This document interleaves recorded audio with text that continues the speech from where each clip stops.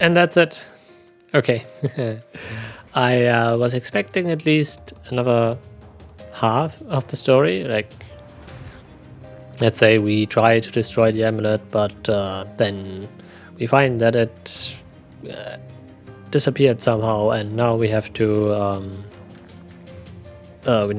deal with all the bad luck and stuff and get the amulet back. But no, it was really that easy. Kind of disappointing, to be honest.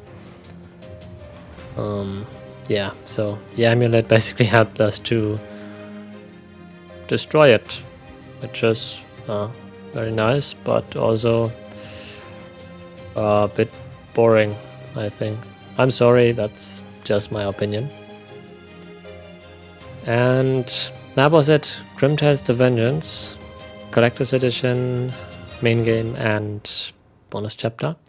Let's see what else we have over at the bonus content menu. First of all, collectibles. Here are all of the stories. I'm not going to read them again, just for everyone who's interested. This one and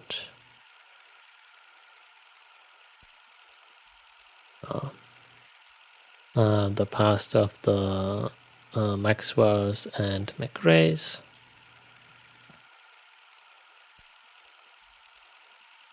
Yeah, McGreys and Maxwells. And then the bonus chapter with the amulet finally destroyed.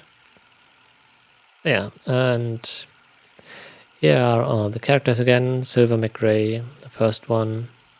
Then Austin, Silver's son.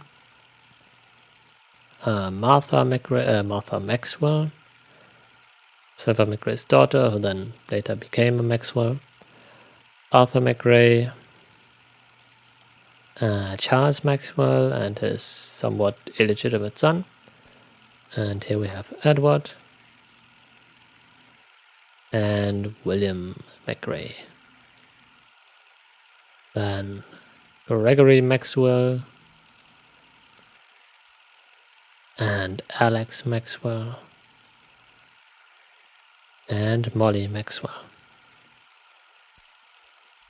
And then our main cast, Catherine Maxwell, and of course Elizabeth and James McGrey. And that's it. Those were all of the collectibles, achievements. Yeah, the achievement menu, a bit more, I mean, a bit more interactive than the achievements from Bloody Mary, and they're basically the same achievements, but I think this menu is I don't like it. You have to click on everything and it has to load in and show me a thing, and I think the achievement menu from Bloody Mary was a lot easier, where you could just see everything like right there on the screen. And yeah, I missed 3 achievements, find 10 hidden objects in 10 seconds. I tried it, and one misclick ruined that. Finish a hidden object puzzle in more than 10 minutes. I completely forgot about this one. 35 morphing objects. So I did not count how many places I visited, but I think it is supposed to be that in every single place on the map there is one hidden object, one morphing object. And so yeah, I did not see 5 also. I think I found 30. I forgot. Anyways, I finished 10 in a row in less than 3 minutes each. I ruined that one, I think, on the 9th or 10th hidden object puzzle. And that basically also ruined the other two, because this one I can't just do the 10 minutes in between this one, of course, because they're kind of completely opposite to one another.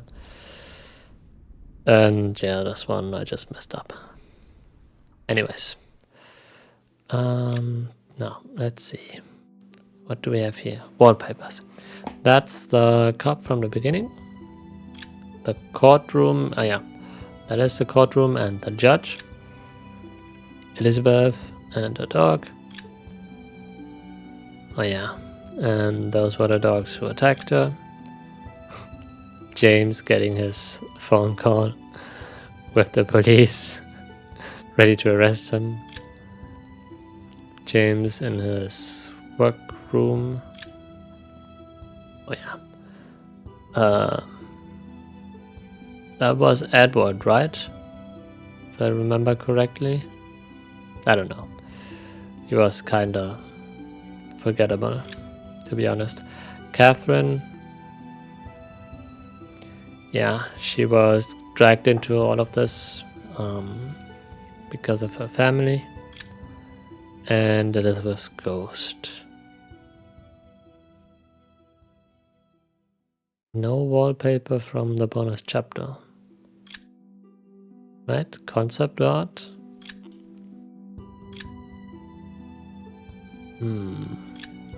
Elizabeth, the judge. Very interesting. And of course the music, track 1. Is it going to be 1, 3, and 5 are softer music, and then 2 and 4 are going to kill me? No. That's not too bad.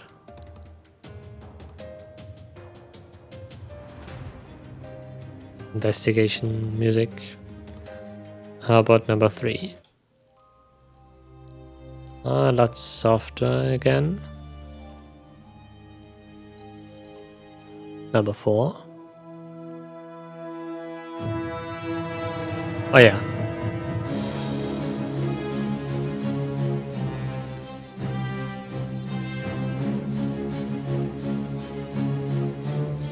And number 5.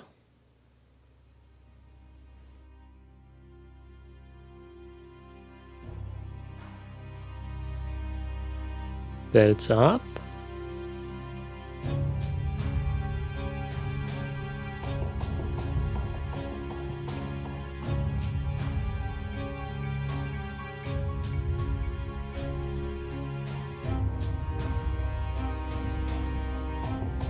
Okay, not bad.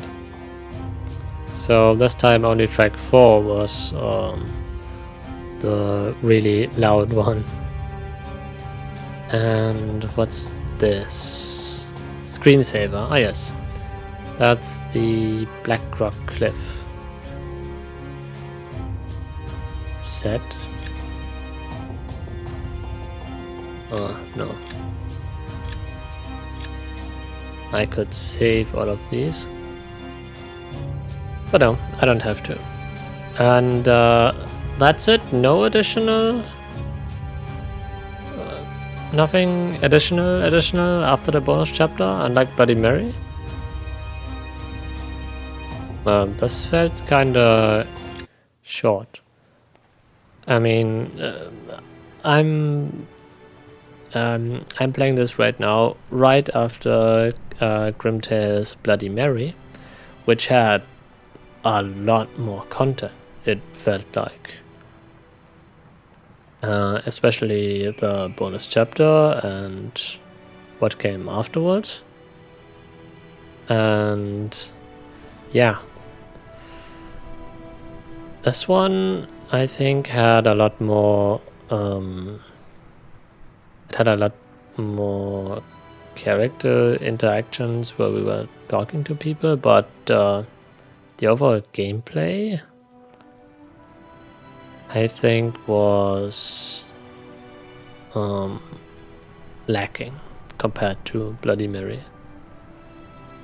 which also had very distinct, very dark tone. This one also tries to go into that direction with Elizabeth's murder and all of that, but Bloody Mary was just a lot better in pretty much every aspect than the Vengeance. Let's see, strategy guide. Of course, general tips. Just like with all of the other Grim Tales games, I'm now going to go over all of the games and mini games and locations again, and so let's see. Yeah, that's the beginning. The animations were a lot smoother than in the past games, and I think the whole game was of higher quality, but not in the overall story aspect. Also, the games were, the minigames were a lot less sophisticated, and in general just less enjoyable.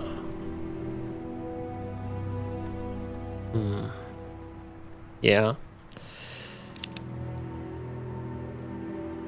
I don't know. Bloody Mary was a really good game, and this one just kinda it feels like kinda like a cliff, like the one that Elizabeth is standing on. That's Bloody Mary, and that was the build up to Bloody Mary, and then this one kind of a drop off. If you know what I mean. I don't know, it doesn't feel as good as the last one. And that's really the first time, because all of the other games up until Bloody Mary, it always felt like they were improving, especially in the storytelling aspect. But this time, yeah,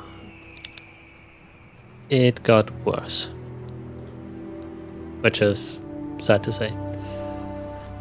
I really enjoyed it. I really enjoyed all of the games up until this one. And just a clarification, I'm not going to say that this game is bad. I'm just saying that it's worse than the last one, and that's all.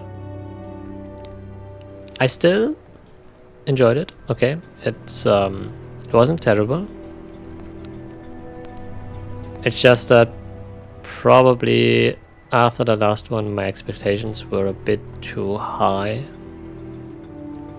which is completely my fault.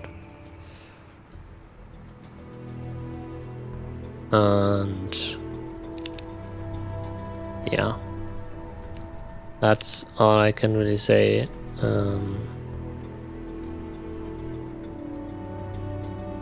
This minigame appeared at least twice, right? Where you have to swap parts and stuff around. I don't really like this type of minigame.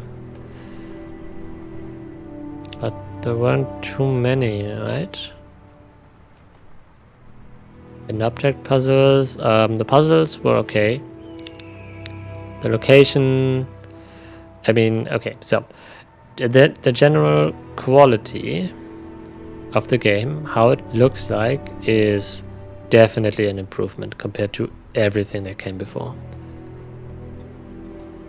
So this game's quality was really great. It's just that I felt like the story was the aspect that was lacking. The visual and sound design are definitely the best of the series so far. This minigame was okay. This minigame was incredibly easy. I did it in like 10 seconds or something like that. It was, and I was expecting it to be more complicated because it has a really good setup. This minigame I feel like has potential to be a lot more difficult and a lot more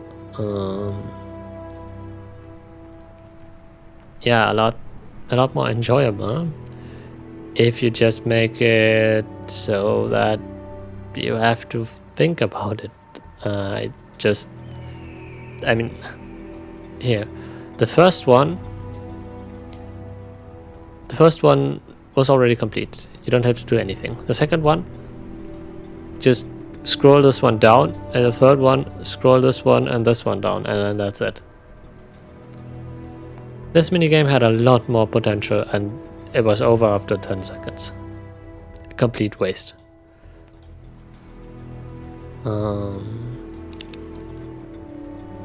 And I think that's the first time I missed a morphing object, because we got teleported back to the courtroom way too quickly. I was not expecting that, and so that's probably the first time that I missed something. Then after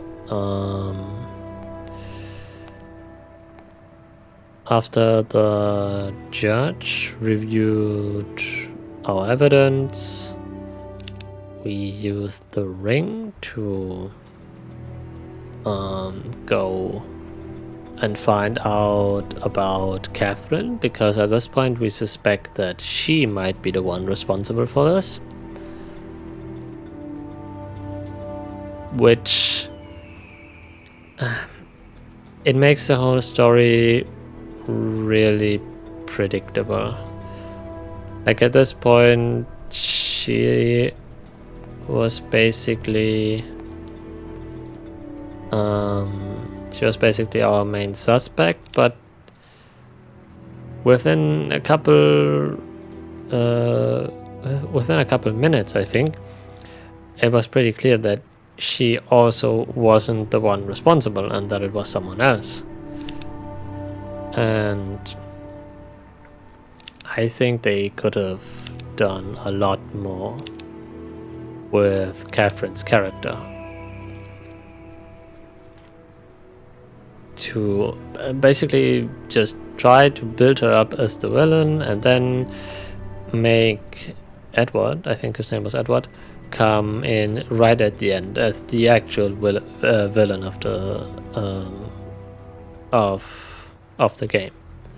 But no, she was teased as the villain very, very briefly, and then pretty much immediately after that it was clear that she wasn't the one responsible and that it was Edward.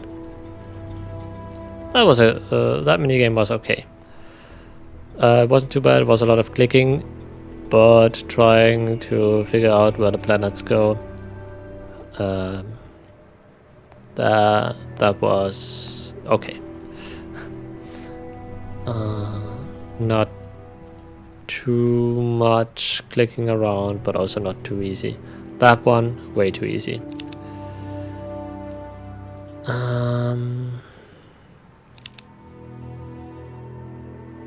And then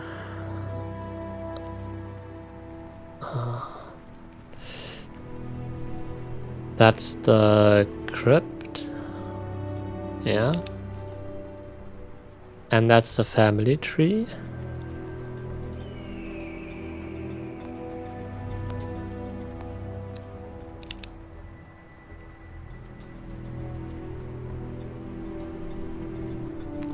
Where are all the mini games?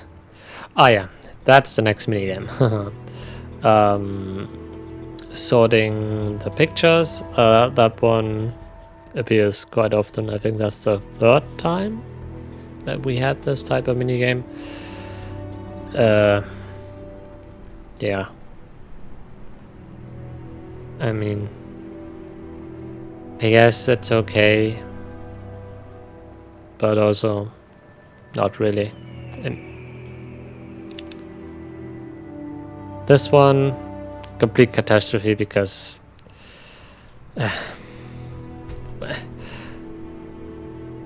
they tried to make an engaging minigame, but the way that this minigame works is you can adjust the angle of this cannon using weights, and then you can adjust the strength of the shot. That's it. You can adjust how much power the cannon has, basically. And here's the thing.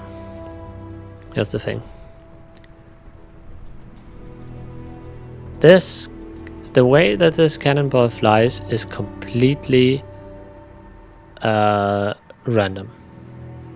No, it's not random, but it's not really connected to how you adjust both of these things. How you adjust the angle and the power of the cannon. So it was really difficult to figure out the right settings, because I basically had to guess them one by one. Because if you've seen this minigame, then you know what I'm talking about. So I can add some weight over here and then shoot the cannon, and it will always take the exact same flight path unless I have the right combination, at which point it will suddenly fly a completely different path that doesn't make any sense, that flies a lot further than it should, given the angle that comes before and after that. It's really difficult to explain, but this minigame doesn't make any sense, is what I'm trying to tell you.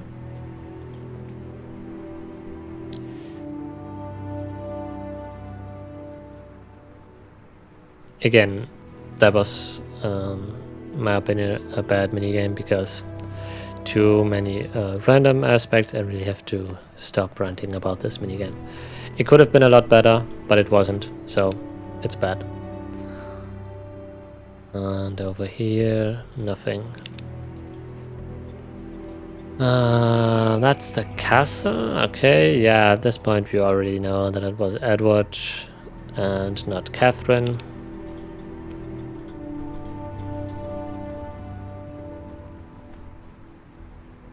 Finding stuff around the castle. All of that, totally no problem. I have no problems with any of those. Well, the minigames. I know there were more of them, right?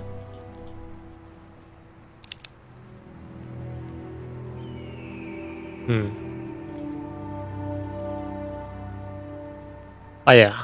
No, that's a hidden object puzzle. I thought it was a minigame.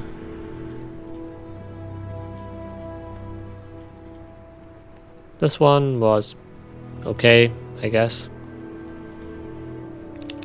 Not really too challenging.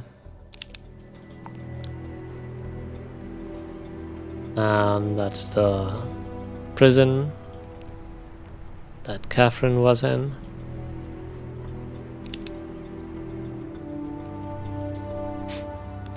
Sorting all the diary entries. And then coloring all of the puppets. Oh.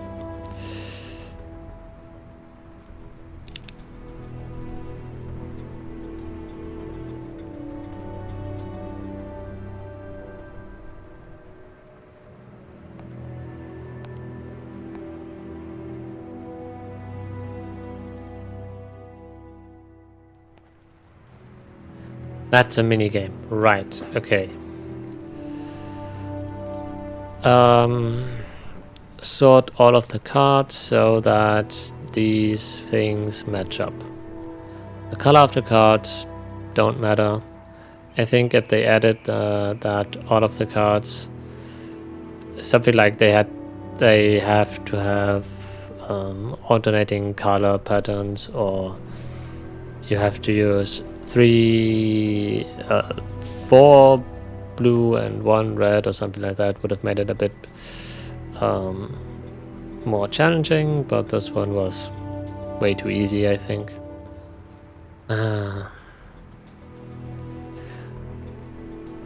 Yeah, so that's the overall pattern of these minigames. It's either they are way too easy, or you have to waste a lot of time guessing the right way to solve them, which is, both of these are not good. I'm gonna be honest. Saving Elizabeth. Yeah. Oh, that's a bonus chapter.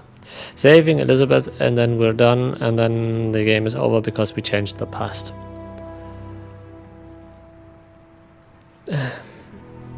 Well, okay, I guess. I mean, the overall story of the main game was that we are playing as a detective who has the ability to use certain objects to see into the past and then collect evidence and solve mystery cases or whatever. Now, here's the thing. The fact that everyone knows that we have this kind of magic ability in my opinion is not good. I mean, we can look into the past, we can time travel, and everyone knows that we can time travel, so we should be pretty much the most sought after private detective in the world, and we should be incredibly rich and something like that, but we aren't for whatever reason. The limitations of our power are not really explained. We can save people in the past from dying and therefore completely changing everything. We should be able to solve every murder case and just unmurder everyone. But apparently we don't. Why? Who knows? We do have the ability to do so. We just need an object from the time to travel to that time. And for pretty much every murder case, there will always be some kind of evidence. Something will always be there. So we should be able to pretty much stop every murder from happening. But that's not well explained.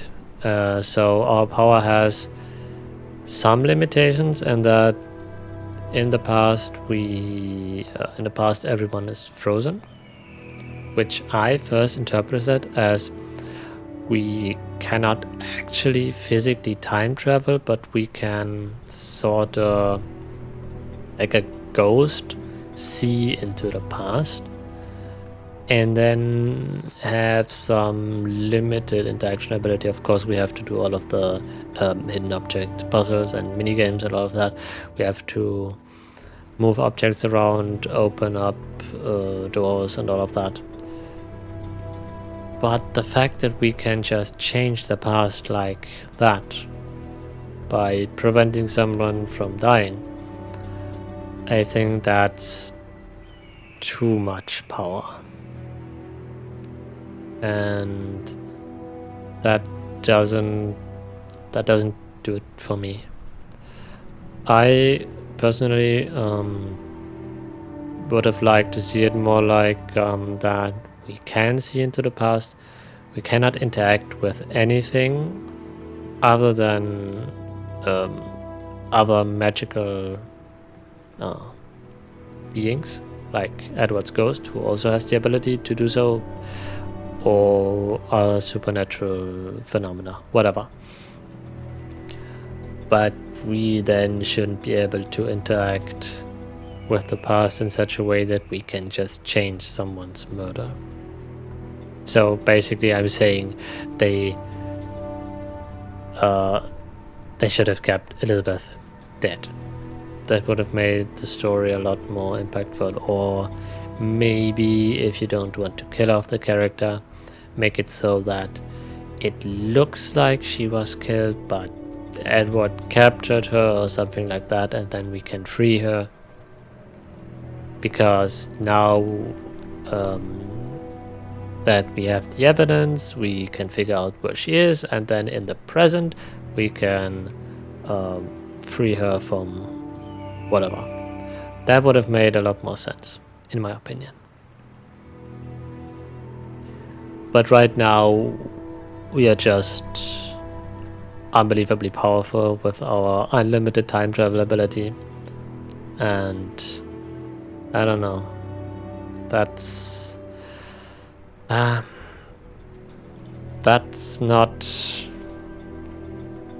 so yeah, that's not so good. Now the bonus chapter. This one was incredibly short. I think Bloody Mary's bonus chapter took me like 2 hours or so. This one was a lot shorter. No, Bloody Mary's bonus chapter was...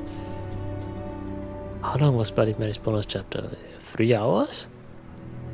This one was 1.5 or so.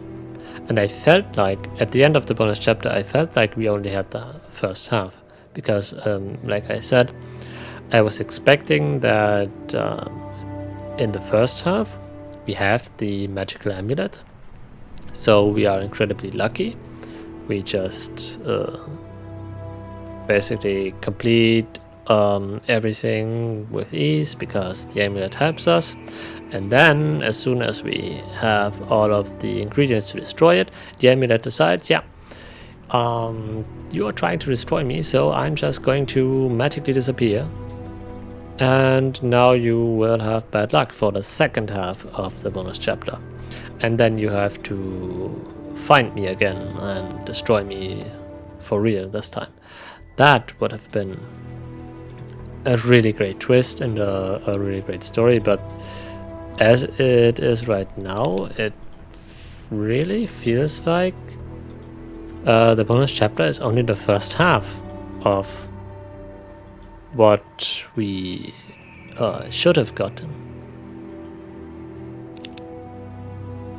And yeah, this minigame again. This minigame again times 3.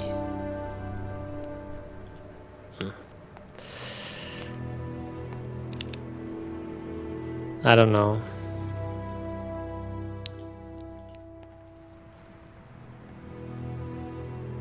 So, unlike Bloody Mary, which feels so bad trying to compare this to Bloody Mary all the time, Bloody Mary's game had, especially the bonus chapter, had a very satisfying ending.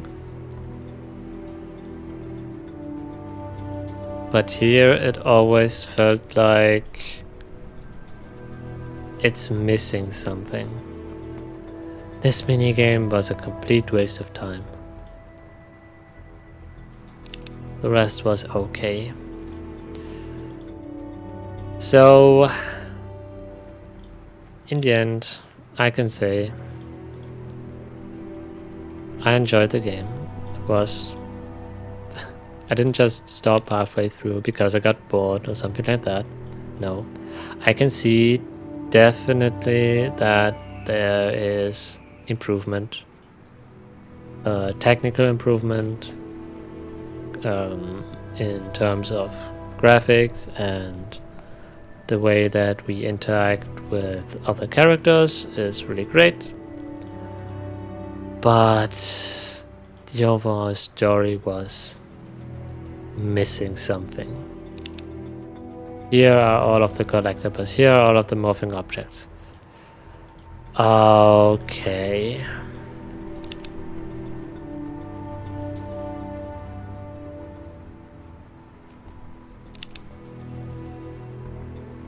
Bonus chapter. That's the bonus chapter. Yes, and it had a morphing object in the first... okay. I did not see it. I did not see that one. And it had one over here. I don't know if I clicked on that.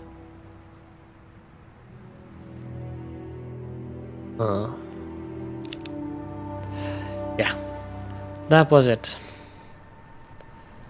That was the walkthrough and my personal opinion to Grim Tales The Vengeance, the Collector's Edition.